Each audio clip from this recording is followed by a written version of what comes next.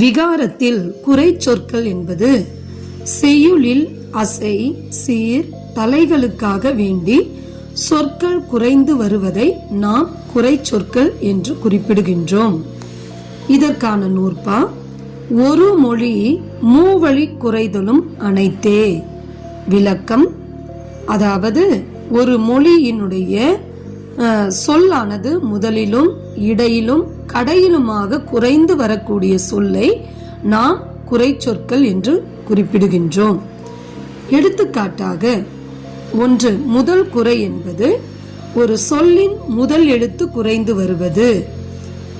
தாமரை மலர் என்பது மறை மலர் என்று முதல் எழுத்து தா குறைந்து வருவதால் இது முதற் குறைக்கு எடுத்துக்காட்டு ஆகும். இரண்டாவது, இடைக்குறை. இடைக்குறை என்பது ஒரு சொல்லின் இடையில் எழுத்து குறைந்து வருவது. எடுத்துக்காட்டு, ஓந்தி முது போத்து என்று வரவேண்டியது ஓந்தி என்பதில் இடையெழுத்தான இந்து குறைந்து ஓதி முது போத்து என்று வருவது இடைக்குறைக்கு எடுத்துக்காட்டாகும். மூன்று, கடைக்குறை.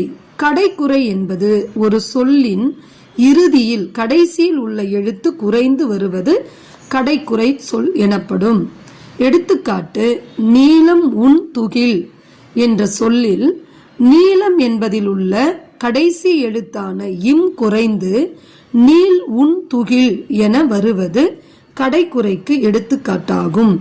இவ்வாறு செய்யுளில் அசைக்காகவோ சீர்க்காகவோ தலைக்காகவோ ஒரு சொல் முதலிலும் இடையிலும் கடைசியிலுமாக குறைந்து நிற்பதை நாம் குறை சொற்கள் என்று குறிப்பிடுகின்றோம்.